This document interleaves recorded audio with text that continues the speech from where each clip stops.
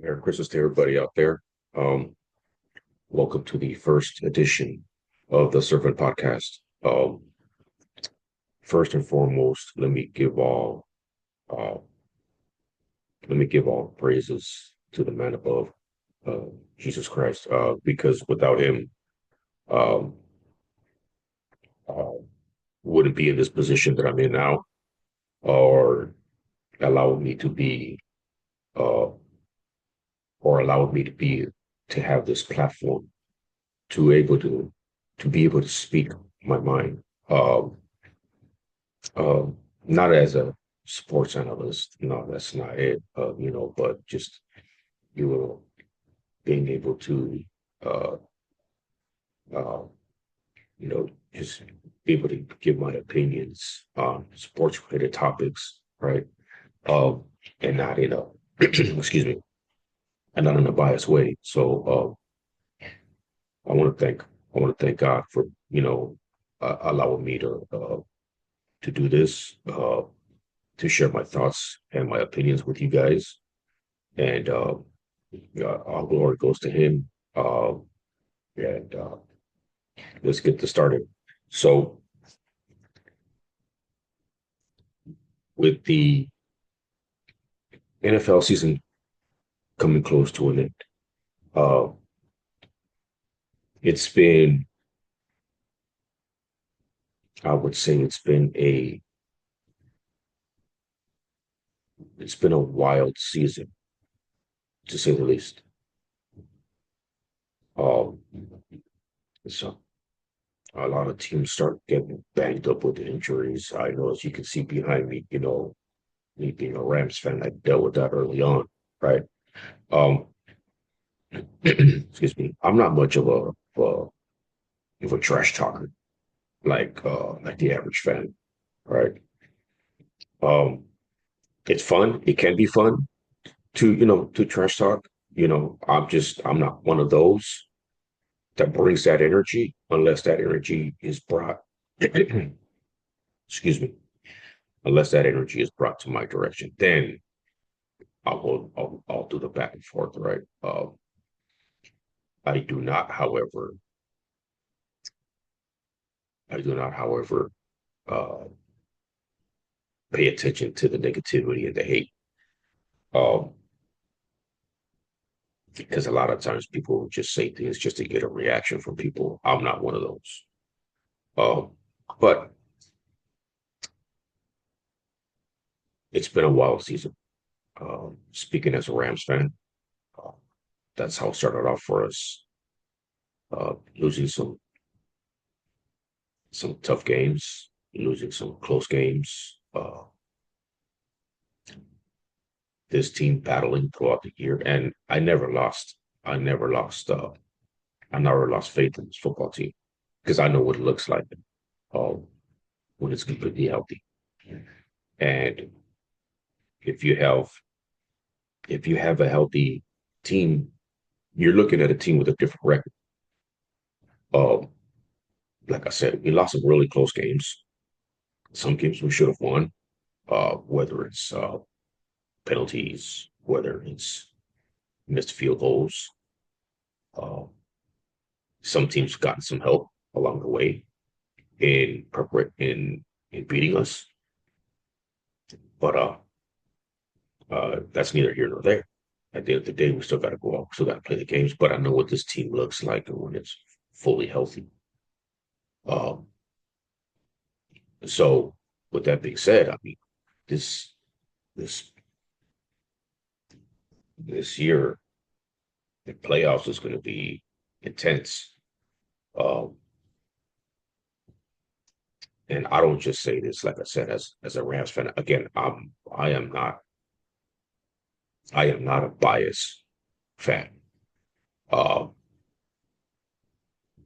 the least bit biased. There are some teams I can see coming out of the AFC going into the Super Bowl. There are some teams I see in the NFC that can make it to the Super Bowl, and there's teams I could see winning it as well. You know, I will say. Uh, First and foremost, I have to have confidence in my team. So me looking at my team as a whole, uh, I think we can we can make it to the Super Bowl. I think we can win it as well, right? And that's not taking anything away from the Eagles. That's not taking anything away from the Lions because I think those are two great teams and two great franchises. But do I think we have the ability to beat them? Yes. I think we got the quarterback. Uh, we can run the football with Kyron. Our offensive line has played a lot better. Uh, and I mean, Puka Nakua and Cooper Cup and Demarcus Robinson can be problems, right? I think what helps us is, and I know, sp- you know, casual fans won't understand this, right? But playing in San Francisco on the road with 50-degree weather, raining, helps this team, whether they won by field goal, because you're going to have to play in that type of weather, right? I get it, it's California, but uh, Northern California cold is different than Southern California cold. I'll just say that. That's one part. The other part is, again, we beat a very bad Jets football team that had a lot of weapons still, but we beat them in New York with 20-degree weather. And I'm not mad at any of those two wins, obviously, right? But I think what that does for us is that tells this team we can play in this type of weather as long as we're able to run the football, uh, complete our third down conversions, and make stops when we need to stop, when we need to make stops on defense. That's the worrisome part of me for me, is because it's a young defense, but it's more of the secondary that is that kind of worries me a little bit. But for the most part, do I feel like we can walk into Philadelphia and beat Philadelphia and Philly? Yeah, I do. Can we walk into Detroit and beat Detroit? Yeah, because we almost beat them last year in the playoffs. If it wasn't for um, two flags that weren't called, one on Tyler Higbee for taking his knee out, and the other would have been a pass interference on Puka Nakua that would have put the Rams in the red zone. So yeah, we could have easily won those two games. We easily won that game in the playoffs. We could have beat them this year in the regular season in Detroit. But Puka Nakua goes out with an injury, and we already had guys on the offensive line that were already banged up and hurt. And then we already had guys that were playing and missed the second half of the game because of an injury. So uh, I think we can go in there, we can beat those guys. But again, Philadelphia is really good. Philadelphia is also very dangerous. Detroit is just as good, just as dangerous. Uh, so I can see any one of those three teams making it to the Super Bowl, honestly. Of course, I have to, because I'm a Rams fan, I'm gonna say the Rams, right? Because it's kind of fan would I be, even though I'm very realistic.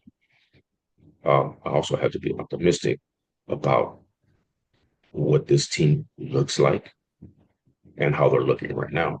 And if we can play in New York, 20-degree weather, I get it. It was a bad football team, and it was a weird game because I think we only had like seven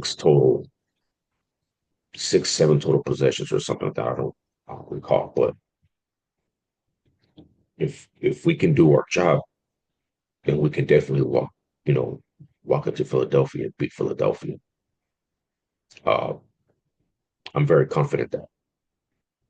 And then you look on the other side, you look at Pittsburgh, you look at Kansas City, you look at Buffalo. Uh, for me, I think the team to worry about uh, outside of Buffalo, because Buffalo's a very dangerous team, but you got to be worried about Pittsburgh. And what what casual fans and you know, I hate saying this, but a lot of media it really doesn't pay attention to is the fact that you have you have an experienced head coach at Mike Tomlin there. Okay. Uh, and their team is always built on defense because of Tomlin. And you got to trust that. No, now Tomlin has something that he hasn't had since Roethlisberger retired, and that's an experienced quarterback who's been there before, and Russell Wilson. Now, Russell Wilson dealing with what he was dealing with in Denver is look, the Denver situation was a bad situation. I don't want to put all of it on Russ. Um, if anything, if anything, uh, I put a lot of that on on the head coach. I'm drawing a brain fart with his name, but Sean Payton, because you don't do that to your players. You don't call out your players like that, especially your star quarterback like that in public. You don't do that. You don't throw your players under the bus. You don't. It's not something you do. He clearly is not, in my opinion, he clearly is not a player's coach. Uh, because that's not something you do. I mean, you look at the type of season uh, Russell Wilson is having with Pittsburgh right now under Tomlin, and it's like the Russ we've seen in Seattle. So that's a very dangerous team.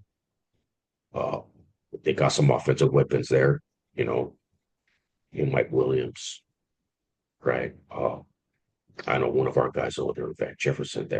He's got some playoff and Super Bowl experience as well, right? And you got George Pickens, and then you got Najee Harris in the backfield. So, and then again, you have to worry about uh, T.J. Watt defensively, Minka Fitzpatrick and Joey Porter Jr. You know, so to me, that's a very dangerous team to play in the playoffs. So, like I said, I mean, you can go with any of those teams to make the playoffs, but this this season in the playoffs should be really fun for us all, win or lose. Uh, like I said, I don't talk with I don't I don't give my opinions based off of hate. I don't go based off of raw emotions. I I'm very methodical when it comes to my approach and how I view these games and how I view sports. Uh, and it's going to be fun. It's going to be fun. Uh, so I'm looking forward to it, and very, very, very fun. Now, I want to switch topics because this is something that has kind of bothered me for a while. Um, and I know it's bothered a lot of people too. Uh, and that is the state of the NBA. The product is horrible. Now, um, if you have not watched the Feel the Breeze podcast, which I'm on with my guys, Breeze and Stress, uh, I kind of went off, and it's like this: the product is horrible. Nobody cares. These players make with the amount of money that these players are making, they show no effort. Uh, it's it's gotten to a point where these guys are just uh, and I hate being critical like this. I hate it, but when I'm doing this, I'm doing this as a fan first. Um, these guys have gotten a lot lazy. They feel like they are. Uh, it's look. One of my biggest issues is that guys play when they feel like they want to play. These guys show no effort. These guys show no heart, and it seems like they just don't care, right? They just care about their bottom line. They care about their money. And I may be wrong. Excuse me. You may be wrong, but from the outside looking in,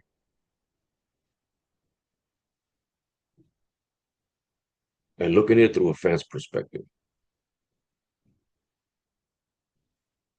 how do you want us to feel, especially when we're the ones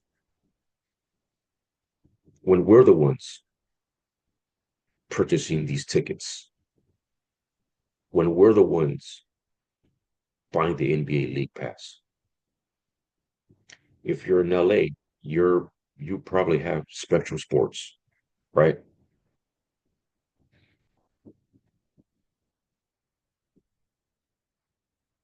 We're paying money. We should be getting our money's worth, and we don't. We don't. These guys play when they want. These guys play when they feel like it. You look at the way the All Star is being played now. It's like you just give you an open lane. It's free,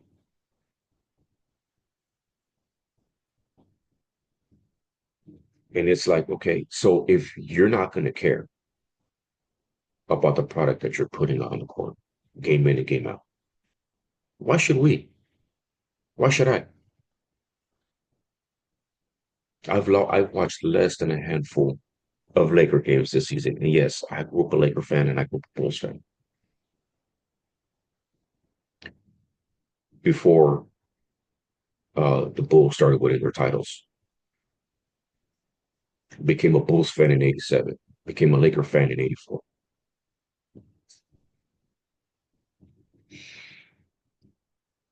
Why should we care?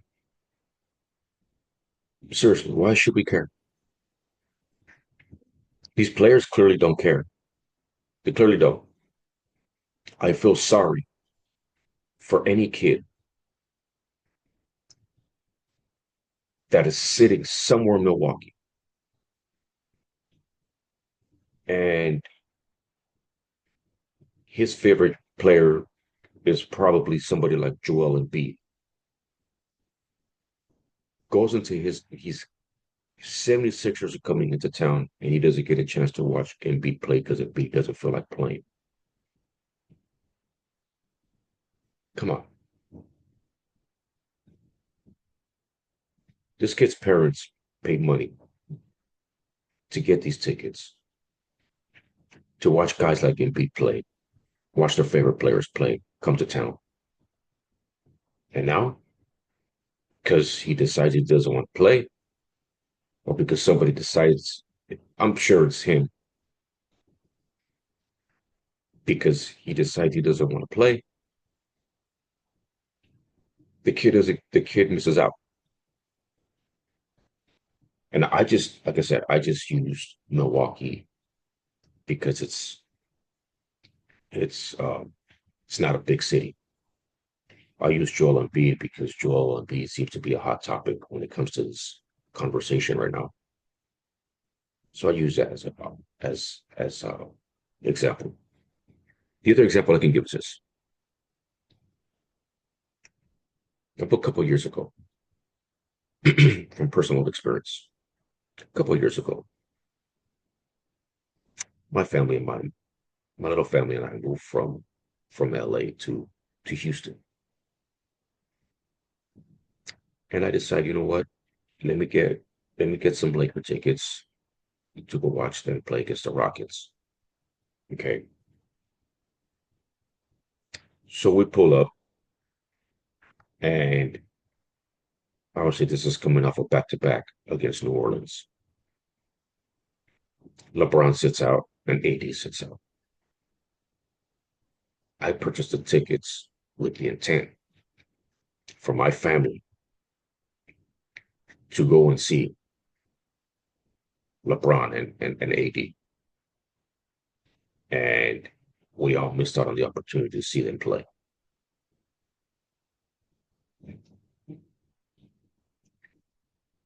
Now, to youngsters, to somebody that didn't watch ball in the 90s, and even to some of those guys, because unfortunately there are some guys out there that have this mentality. They prefer this NBA over that NBA. Why? I don't get it. Because you're getting lackluster effort from players. Don't get me wrong. Like I said, I'm a Laker fan. But as of right now, I am not supporting the product that's out there. Again, it's not. Look, I'm okay with the team being bad. If the team is bad and they're losing, I get it. But when you got guys on this floor that have played at high level at other destinations, and the moment they put on that purple and gold, they start to get comfortable. They think they've made it because they got on that purple and gold, and they haven't. So what happens is over the last few years, all I've heard people say is the Lakers are bad. Coaches are getting fired. And let me be honest with you, Vogel is not the reason why this team was bad. For things that fans will say about Darvin Ham was not a bad head coach either. The problem is you got players on this team that get comfortable. They don't play with effort, and they get lazy. They get complacent. I got a problem with that.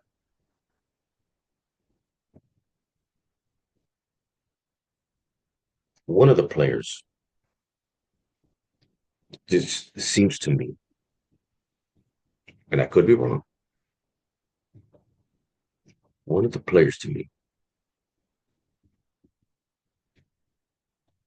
that just looks like he got really comfortable because this dude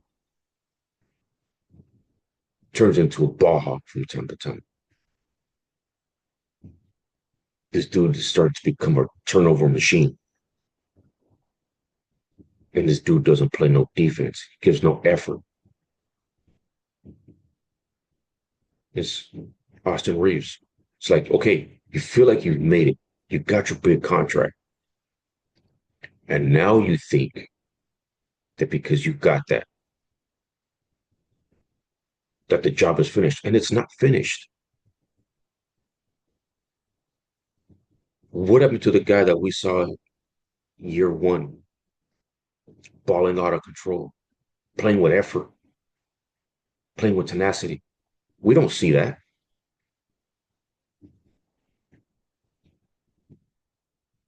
And we see this is not just the Lakers. We see this across the league with everybody. These guys don't care. So I said something. And I was like, look, the only way these players are going to get it is when it starts affecting their pockets. Once it starts affecting their pockets, then maybe they'll wake up. Maybe they'll realize, okay, you know what? Now we got a problem. And the way that happens is this. You take a book, you take a page, excuse me, you take a page from the Dodgers fans playbook. And if you're a Dodger fan, you'll remember this. When Frank McCourt was in charge and Dodger fans got fed up, they refused to buy any merchandise. They refused to watch the games. They refused to show up to the stadiums. They went on strike until he sold the team. The end of the year, he sold the team to this new current ownership because it was affecting his pockets. The moment fans start doing that, and again, it's not going to happen. So this is basically a, a, a an idea that's going in one ear, not the other. Basically, when you start affecting the owner's pockets, then you start affecting the league's pockets because now the league starts to lose out on these contracts, and nobody wants to deal with these sponsors. I mean, these sponsors don't want to deal with the league for what? Nobody's showing up. Nobody's buying the merchandise. Going to start losing revenue from TV rights. It's going to start affecting the owner's pockets. It's going to start affecting the league's pockets. Now, guess what?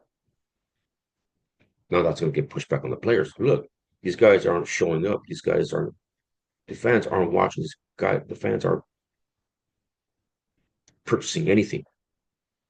These guys aren't even watching the games no more because of you guys. We can't continue this. So something's going to have to change. Part of the problem is, uh, these players feel like they're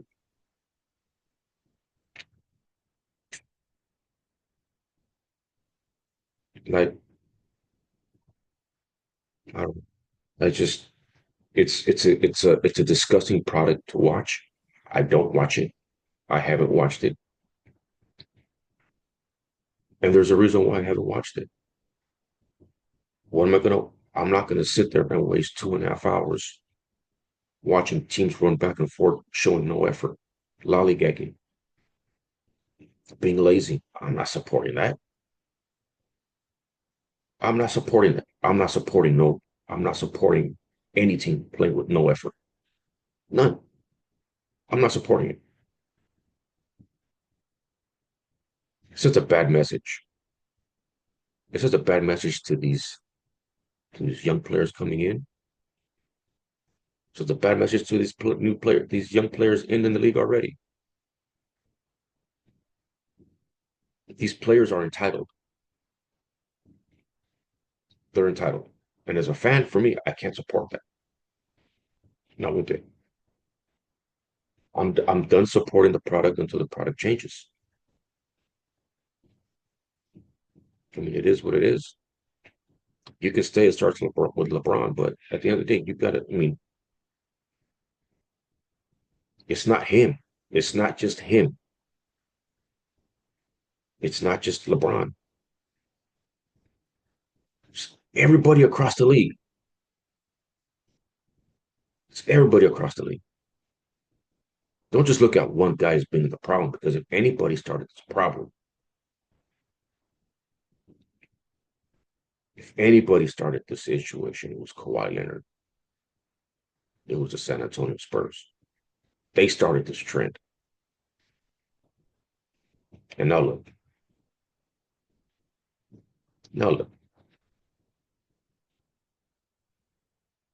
you can call us old heads all you want, but at the end of the day, I see it like this.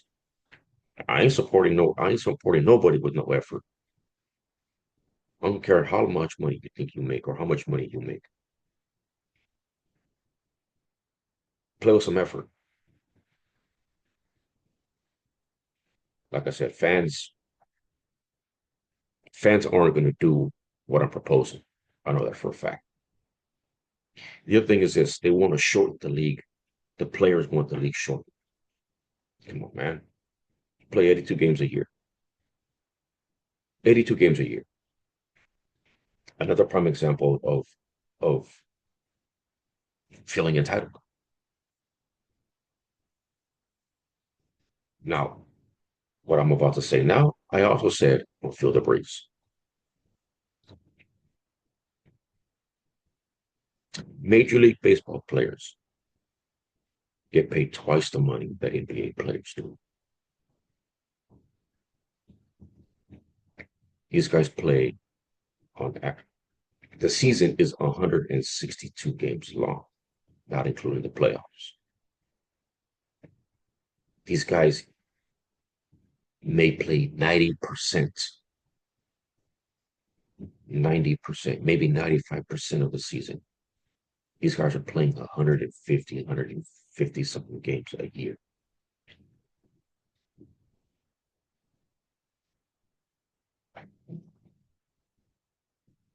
I don't care what you say. I don't care what anybody says. That's a lot of games to be playing. And mind you, these guys are playing series, 3 game series, 4 game series here, traveling, going from one city to another city, playing one series to another series to another series. I don't care if you're a DH. And if you're a DH playing 150 games, that's a lot, especially when you consider the traveling. That's a lot, even as a DH. You're telling me that these NBA players want their season shortened. What was it, 72 games or 60 something games or whatever? Come on, really? So that way you guys don't have to play back to backs no more? Cry me a river, man. Seriously.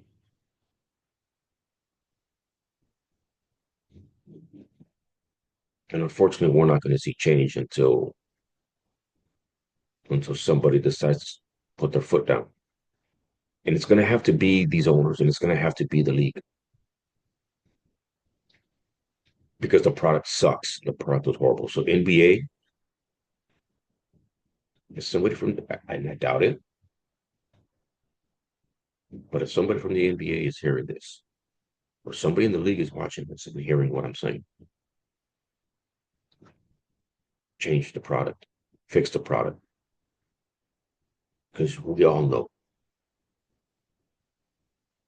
attendance looks like it's down, and viewership is absolutely down. Nobody's watching. Nobody's watching the horrible product that's out there. It has nothing to do with the amount of games,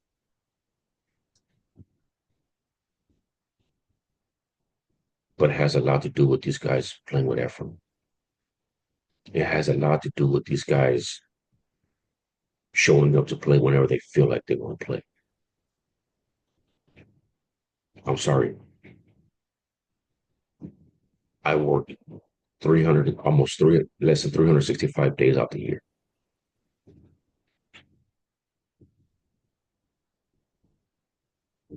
And only about 5 sick days, 2, 3 weeks vacation time for the work that I do. Construction workers getting paid the month that they get. Electricians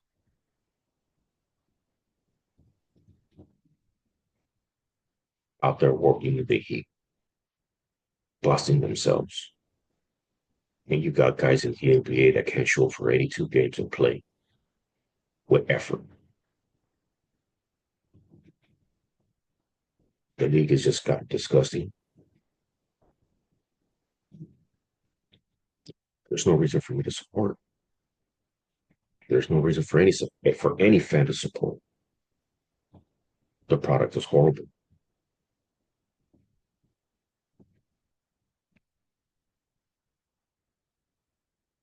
So that's how I'm feeling about this current state of the NBA. Let me know what you think. Leave your comment, good or bad, positive or negative. Doesn't really matter. I'll embrace it all. Understand something about me.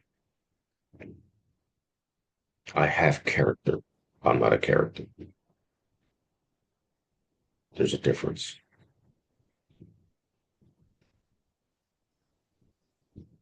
I speak my mind, and I'm a very out the box thinker. I'm going to bring things to light that a lot of people won't pay attention to. I'm going to make you use your head and think, huh, okay, it was interesting, whether good or bad, whether you agree or don't. It's always good to have disagreements. There's no issues. Can't always agree with everything. It's my opinions. And I'm just here to state my opinion. I'm not here to be, I'm not here to, I'm not here to be the next Stephen A. Smith. I'm not here to be the people that you see on ESPN. I'm not here to be the Emmanuel Achos. I'm not here to be that. I'm here to be myself. I'm here to be me. And what you're going to get here on the Cervin Podcast is all me. So, with that being said, thank you to everybody who actually took the time to watch this. I hope you enjoyed it. I hope I made you think. And I'll see you guys in the next year. All praises to God, all prayers to Him, and blessings to you all. Merry Christmas.